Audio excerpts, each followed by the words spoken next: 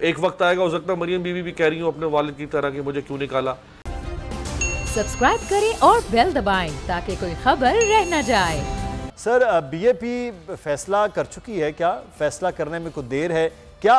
लाया अमल है बलूचिस्तान अवामी पार्टी का अब तक का? बस ये ऐसे सूरत हाल है कि ये दो मराइल गुजर गए। एक तो जो था तकरीर वगैरह थी और वो कार्ड वगैरह था, सारे घबराए हुए थे हम लोग। जी जी। और दूसरा फिर आज का था कि जी ये टेबल हो जाए। आई थिंक मैं तो अभी थोड़ा नहीं हूँ असेंबली में, मेरे ख्याल टेबल हो गया जी, वो प्रोसेस हो गया है। अभी फाइनल की तरफ जा रहे हैं इंशाल्लाह। अभी जो मराइल है वो फाइनल की तरफ है इंशाल्लाह। आज रात तक जो भी फैसला होगा आ जाएगा इंशाल्लाह। सही। तो मकसी साहब, कल की तकरीर के बाद फिर आपकी घबराहट खत्म हो गई है, तो अभी फैसला हमने तो अब जरा खुले दिल से फैसला करेंगे। जिधर भी जाते हैं ना, पहले घबरा के फैसला करते, अब जरा थोड़ा मुतमईन रिलैक्स माहौल में है। इंशाल्लाह अभी फैसला करेंगे। तो सर, यहाँ पर फैसले के साथ ही पंजाब में तो तहरीक अदम एतमाद आ गई। सुनने में ये आ रहा था आपके अपने सूबे में भी तहरीक अदम एतमाद अब लाई जाएगी, और जैसे जाम कमाल साहब गए, अब कुदूस बजिंजो साहब भी जा सकते हैं। ये हमने अपने सूबे का मैटर इस मामले के बाद रखा है। हम सबको बुलाएंगे, सारे हम बाप पार्टी बैठेगी, सारे इश्यूज को हम कोशिश करेंगे सेटल कर लें और एक माहौल अच्छा बनाए अपनी पार्टी के लिए। हमारी कोशिश होगी इंशाल्लाह। इसके बाद ये हो जाए, वफाक का मामला क्लियर हो जाए, जरा जहन एक तरफ हो जाए, उसके बाद ये प्रोग्राम है हमारा इंशाल्लाह। अच्छा मकसी साहब, एक सवाल कि काफली को वजारत आला पंजाब के लिए पेशकश हो रही है, यहाँ MQM को कराची में कुछ मामलात के लिए भी पेशकश है।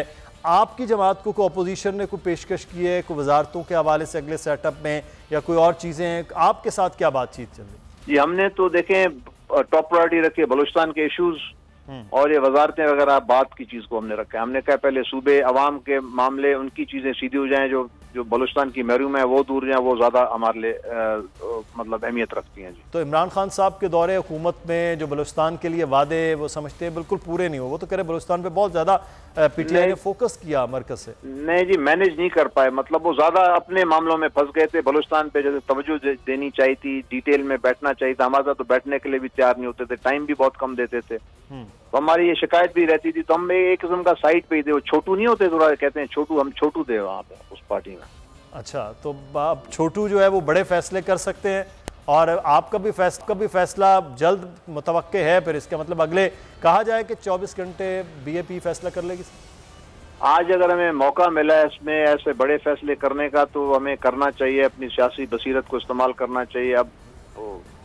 और जरूर हमारा हक भी बनता है, बाकी सारी पार्टियां करें तो हमारा बलूचिस्तान वालों का भी हक बनता है कि हम भी अपनी चीजों को देखें, उस पर सोच विचार करें, सियासी बसीरत को इस्तेमाल करें जो छोटी मोटी है हमारे पास। सही। तो इसलिए हम अच्छा, इस चीज से फायदा ले रहे हैं। सही। आखिरी सवाल है कि परवेज इलाही साहब कह रहे हैं कि तमाम इत्तेहादी मिलकर फैसला करें, तो क्या BAP तमाम जो इतने भी इत्तेहादी MQM है, GTA है और आप हैं काफली के, मिलकर फैसला करने जा रहे हैं अपना फैसला?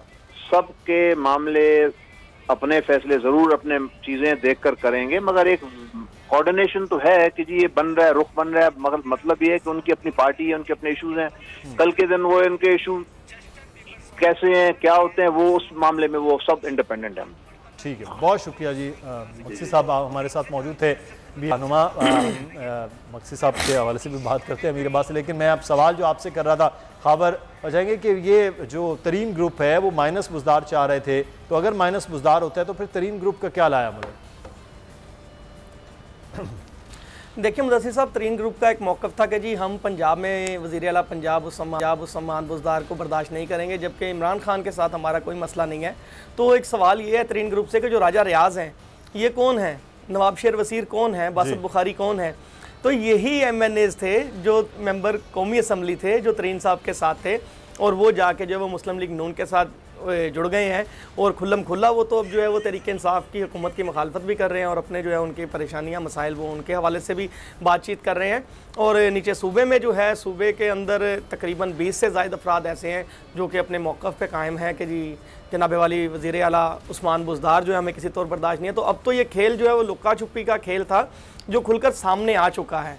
अब सभी लोग जो है वो अपने अपने सियासी फ्यूचर को बचाने के लिए मुतहर्रिक हैं। जैसे अभी गुलाम मुर्तज़ा भाई ने बात की थी कि अभी सिर्फ और सिर्फ बात वजारत आला की नहीं रह जाती, ये जो मुस्लिम लीग काफ को जो मसाइल का सामना आ रहा है, अब ये आइंदा इंतखाबात के लिए भी अपने सीट एडजस्टमेंट पे बात कर रहे हैं, दोनों जानिब, हुकूमत के साथ भी अपोजिशन के साथ भी। मगर इस वक्त जो ज़्यादा रुझान है उनका, चूँकि उन्होंने बहुत ज़्यादा पैगामात भिजवाए, हमारे ज़राए के मुताबिक बहुत ज़्यादा कोशिश की वज़ीर आज़म इमरान खान साहब को इस बात पे मोटिवेट करने की कि पंजाब में वज़ीर आला तब्दील कर दिए जाएँ, मगर वज़ीर आज़म जब भी जहाँ कहीं भी जाते थे तो उन्होंने यही कहा कि हमारे जहांगीर तरीन ग्रुप जो है उनको परवेज़ इलाही अगर वज़ीर आला होते हैं किसी भी जमात से, अपोजिशन से या हुकूमत से, वो काबिल कबूल है?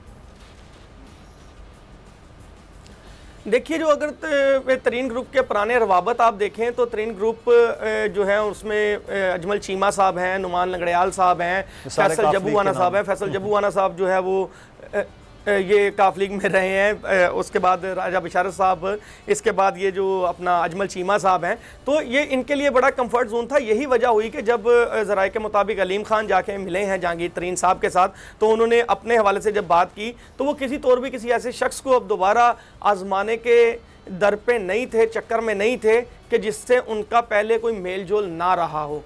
और अब आप देखें कि किसी हद तक जो है एक और जो ऐवान, बड़ा ऐवान है अपना पंजाब का, वहाँ से भी जो एक बड़ा घर है जहाँ पे हमेशा वज़ीर आला हाउस के अलावा बड़ी मुलाकातें होती हैं, वहाँ से भी किसी ना किसी तौर जो है जनूबी पंजाब के अफराद के लोगों के साथ रवाबत की आवाज़ें आती हैं। और जनूबी पंजाब की अब वो ये देखना है कि ये रवाबत जो है वो किस जानिब होते हैं। मैं अमीर अब्बास की जानिब आऊँगा। अमीर अब्बास, इस वक्त जो है वो लग रहा है कि हाथों से वो जो है रेत की तरह वक्त फिसल रहा है खान साहब और उनकी अपनी जमात में।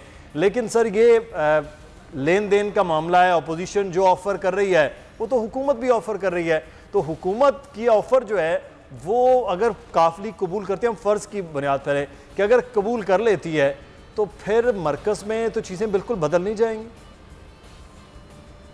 नहीं, मुदस्सिर, आसान नहीं है कि चीज़ें बदल जाएं। शाहजहान बुगटी के जाने के बाद अपोजिशन को 9 लोग चाहिए इमरान खान के खिलाफ। पहले 10 थे, अब 9 लोग चाहिए।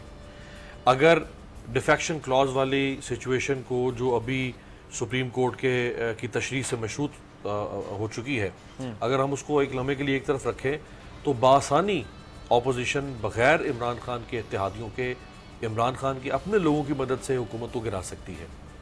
लेकिन अब यहाँ पे एक ज़रूर नुक्ता ज़ेर बहस है कि अगर सुप्रीम कोर्ट की कोई ऐसी तशरीह सामने आ जाए जिससे डिफेक्शन करने वाले लोगों का सियासी मुस्तकबिल ख़तरे में पड़ता है 5 साल के लिए या ताहयात, तो फिर अपोजिशन इत्तेहादियों के ऑप्शन के ऊपर जाने को तरजीह देगी। और ज़ाहिर बात है फिर जो लोग छोड़ना चाहते हैं इमरान खान को, वो भी चाहेंगे कि वो किसी तरह से कड़वा गुण भर के वापस आएँ और ये साल सवा साल जो भी अरसा होगा वो गुजारें इमरान खान के साथ, अगर ये हुकूमत चलती है और हम डिफेक्शन के तहत डिस्क्वालीफाई ना हो।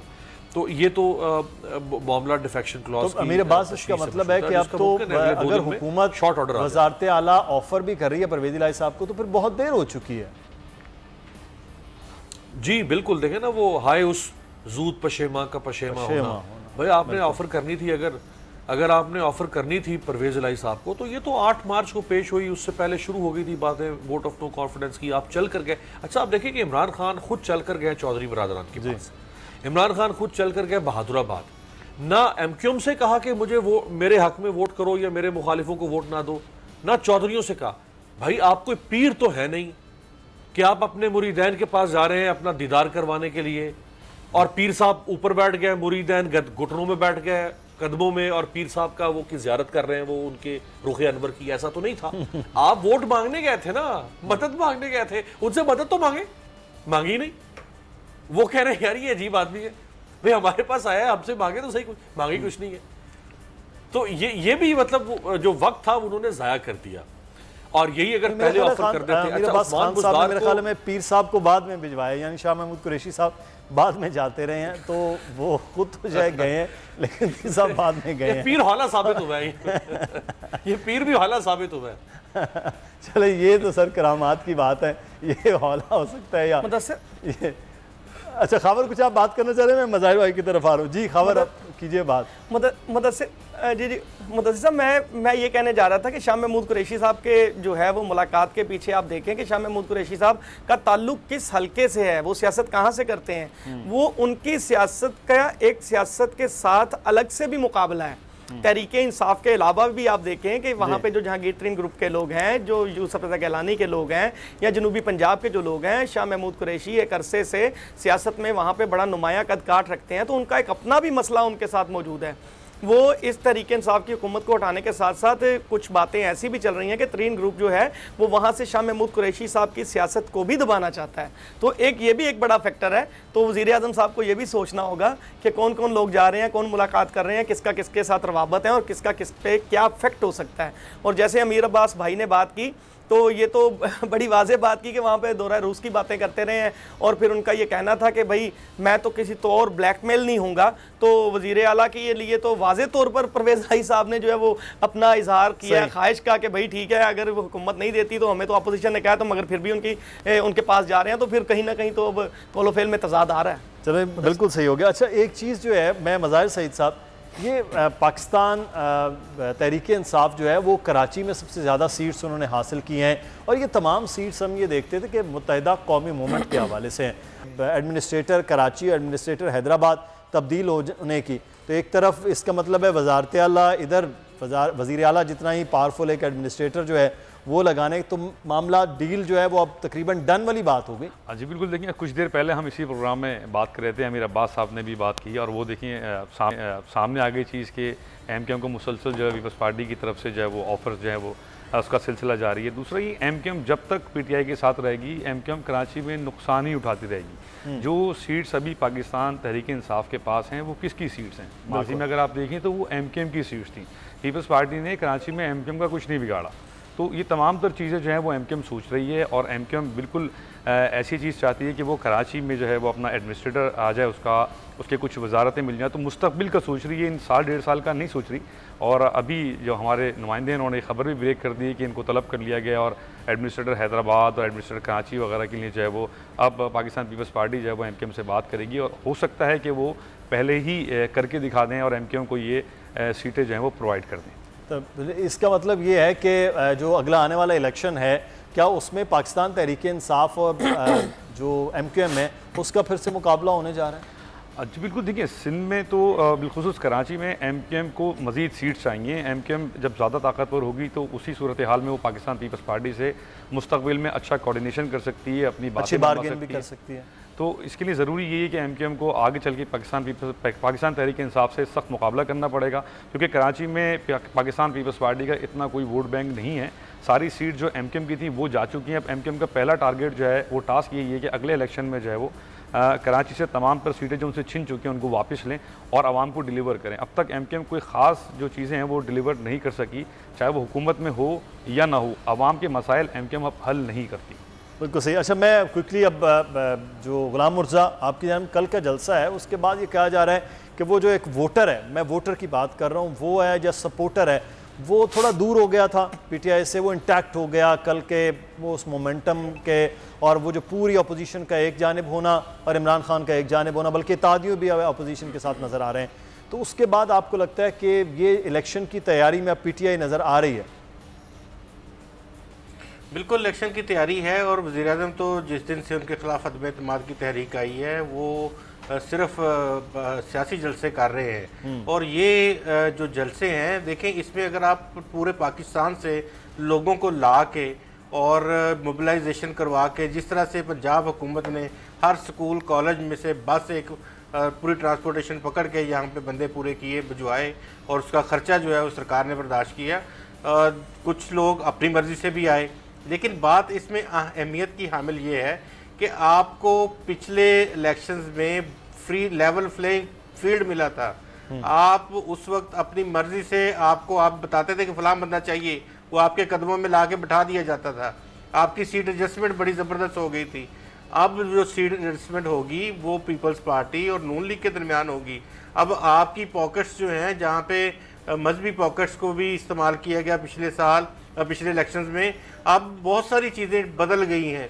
अब अगर आपका ट्रोली पॉलिटिकल फोर्सेस से आपका मुकाबला है, तो बहुत सारी चीज़ें आपको मद्देनज़र रखनी होंगी। और जितनी सीटें आई हैं इससे आधी सीटें, कम से कम आधी सीटें होंगी अगर फ्री एंड फेयर इलेक्शंस होते हैं। और अगर कोई प्री पोल और पोस्ट पोल रिगिंग हो जाए जिस तरह पहले होती रही है, तो फिर ये 8, 10, 12 सीटों की जमात भी रह सकती है। बिल्कुल सही है। ये प्री पोल और पोस्ट पोल जो है वो रेगिंग का मामला तो बहरहाल 2013, 8 और फिर 18 में वो चीज़ें उठती रही हैं।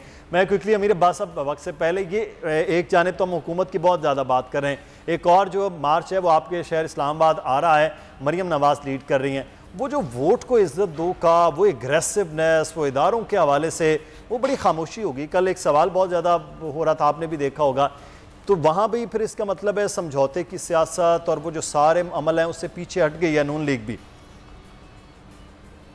देखिए, ना तो इमरान खान की कोई सियासत उसूली सियासत है मुदस्सिर, ना मरियम साहिबा की सियासत कोई उसूली सियासत है, और किसी की भी सियासत उसूली नहीं है इस मुल्क में। सारी जो सियासी अशराफिया है इस मुल्क की, उसकी सियासत इक़्तिदार की हवस और ओहदों के लालच के गिर्द घूमती है।